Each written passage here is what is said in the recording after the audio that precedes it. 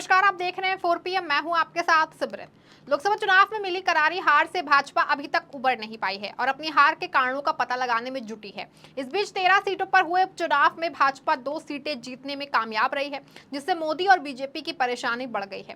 भाजपा अपने अति आत्मविश्वास के चलते 2019 के नतीजों को दोहरा नहीं पाई और 2024 के लोकसभा चुनाव में महज 240 सीटों पर सिमट के रह गए, जिसको लेकर भाजपा की बेचैनी और बढ़ गई है और अपनी नाक बचाने की तैयारी में जुटी हुई है।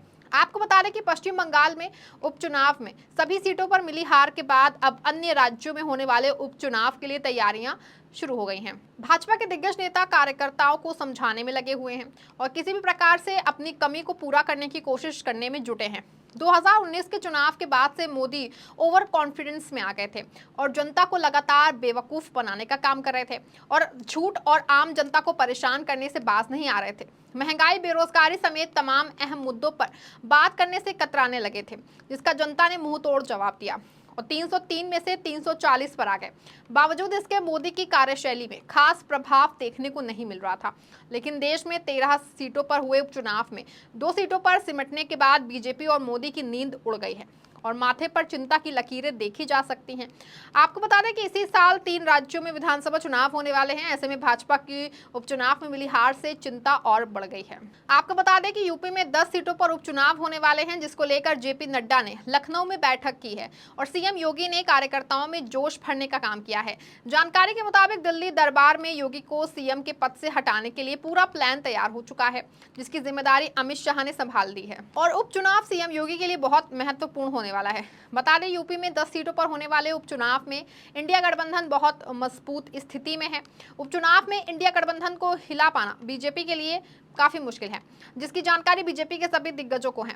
वहीं यही मौका योगी आदित्यनाथ को सीएम पद से हटाने के लिए बहुत बड़ा मौका है, जिसको अमित शाह और मोदी खोना नहीं चाहते हैं। लोकसभा चुनाव से ही मोदी और अमित शाह योगी को सीएम पद से हटाने का मन बना चुके हैं, लेकिन अभी तक उस तरह का माहौल नहीं बना।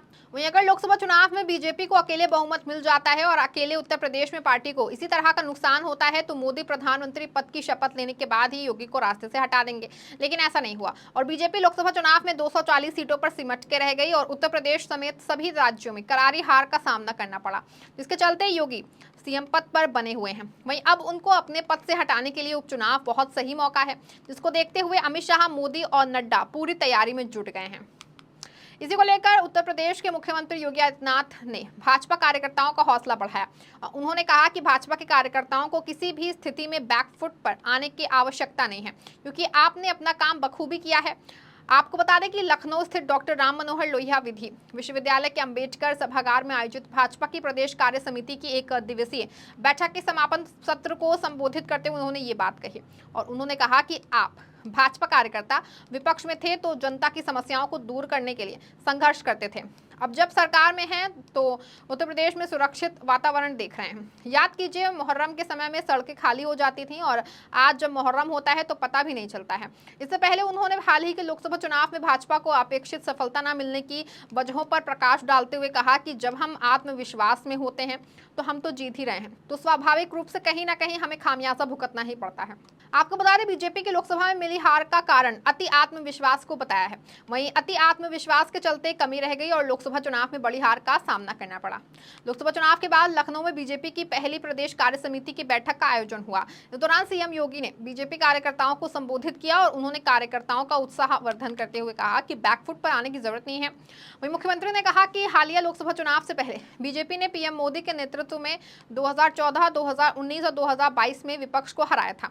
बता दें, सीएम योगी ने आम चुनाव के परिणामों का भी जिक्र करते हुए कहा कि इसमें कोई शक नहीं है कि जितना वोट परसेंट 2014, 2019 और 2022 बीजेपी के पक्ष में था, 2024 में भी बीजेपी उतना वोट पाने में सफल रही है। दरअसल लोकसभा चुनाव में बीजेपी को यूपी में उम्मीद के मुताबिक परिणाम नहीं मिले थे। आपको बता दें, 80 सीटों वाले राज्य में बीजेपी के खाते में सिर्फ 33 सीटें आई थी। वहीं कार्यकारिणी की बैठक में सीएम योगी ने कहा था कि जहां हम अति आत्मविश्वास में रहते हैं, लगता है कि जीत रहे हैं, वहां कई बार चोट पहुंच जाती है, आपको जिसकी वजह से जो है विपक्ष उछल कूद कर रहा है। उन्होंने कहा कि हमें 500 वर्षों का इंतजार खत्म किया है। अयोध्या में राम मंदिर के निर्माण के साथ डबल इंजन की सरकार ने सपना जो है वो साकार किया है। बीजेपी कार्यकर्ताओं को किसी भी स्थिति में बैकफुट में आने की जरूरत नहीं है। बता दें यूपी में 10 सीटों पर होने वाले उपचुनाव को लेकर के भी सीएम योगी ने कार्यकर्ताओं में जोश भरते हुए कहा कि बीजेपी सभी 10 सीटों पर उपचुनाव जीतेगी, लेकिन इसके लिए हर कार्यकर्ताओं को आज से ही जुटना पड़ेगा। इसे अभियान मानकर जुटना होगा। हम लोग इसी का आह्वान करने के लिए आए हैं। सीएम योगी ने कहा कि हमें जीत का सिलसिला बरकरार रखना है, इसे आगे बढ़ाना होगा। बता दें कि 10 जुलाई को 7 राज्यों की 13 विधानसभा सीटों पर उपचुनाव हुए थे। इसमें इंडिया ब्लॉक ने धमाकेदार प्रदर्शन किया, जबकि बीजेपी को नुकसान हुआ था। 13 में से 10 सीटें इंडिया गठबंधन के खाते में आई हैं, जबकि बीजेपी ने सिर्फ 2 सीटों पर ही जीत हासिल की। उपचुनाव में मिली सफलता ने इंडिया गठबंधन के हौसले बुलंद हैं। उपचुनावों के साथ ही सीएम योगी ने यूपी में 2027 में होने वाले विधानसभा चुनावों का भी जिक्र किया और उन्होंने कहा कि हमें जीत का सिलसिला 2027 में भी जारी रखना होगा। इसके लिए आज से संकल्प लेना होगा। जिले में बीजेपी का महापौर भी है, जिला पंचायत अध्यक्ष भी हैं, ब्लॉक प्रमुख भी हैं, चेयरमैन और पार्षद भी हैं। अगर यहाँ कोई खरोच भी आती है तो इसका सीधा असर जो है वहाँ विधानसभा चुनाव में पड़ेगा। इसीलिए ब्लॉक प्रमुख हो या चेयरमैन, महापौर हो या जिला पंचायत अध्यक्ष, विधायक हो या विधान परिषद के सदस्य, लोकसभा के सदस्य हो या राज्यसभा के सदस्य, सभी को संगठन के साथ बेहतरीन तालमेल बनाकर काम करना होगा। संगठन जिसे तय करेगा उसके साथ खड़ा होकर काम करके फूल को विजयी बनाने के संकल्प के साथ आगे बढ़ेंगे। वहीं सीएम योगी ने कार्यकर्ताओं से कहा कि दुनिया की ताकतें जानती हैं कि अगर समाज बिखरा होगा तो आसानी से शिकार हो जाएगा, एकजुट होगा तो बड़ी बड़ी ताकतें इसके सामने धराशायी हो जाएंगी। आपकी इस ताकत को जाति के नाम पर विभाजित करके सत्य को छिन्न भिन्न करने का जो पाप चुनाव के दौरान हुआ है, हमें इसको लेकर सावधान रहना होगा। उन्होंने कहा कि आज सभी के पास स्मार्टफोन है, लेकिन क्या कारण था कि जिस षड्यंत्र की आशंका दिखाई दे रही थी उन्हें अंजाम देने में विरोधी सफल हो गए। हमें इसे लेकर जागरूक होना पड़ेगा। और उन्होंने कहा कि बीजेपी कार्यकर्ताओं को देखना चाहिए कि सोशल मीडिया पर क्या कुछ चल रहा है।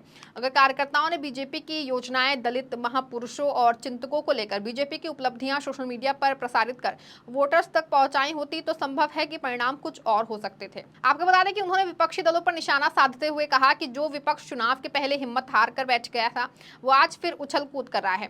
अपनी सरकार की कानून व्यवस्था की उपलब्धियां गिनाने के साथ ही योगी ने कहा कि 2022 के चुनाव के बाद विपक्ष उछल कूद करने लगा और मारपीट पर उतारू हो गया, लेकिन वास्तव में हमारी सरकार के माफिया मुक्त अभियान में आप सबके सहयोग से प्रदेश को गुंडों और माफिया से मुक्त करने में सफलता प्राप्त हुई। और उन्होंने समाजवादी पार्टी की सरकारों के दौरान दलितों, महापुरुषों के अपमान, आरक्षण में भेदभाव और संविधान की अवहेलना करने का आरोप लगाया। बता दें लोकसभा चुनाव में मिली हार के बाद उपचुनाव में 13 सीटों में से 2 सीटों पर मिली जीत को देखते हुए भाजपा बौखलाई हुई है और अपनी नाक बचाने के लिए जुटी है और योगी को सीएम पद से हटाने की तैयारी कर रही है। वहीं अब देखना होगा कि उपचुनाव के बाद सीएम योगी आदित्यनाथ मुख्यमंत्री पद पर रहते हैं या फिर नहीं। इस खबर में फिलहाल बस इतना ही। ऐसी तमाम राजनीतिक खबरों के लिए बने रहें और देखते रहें 4 PM। धन्यवाद।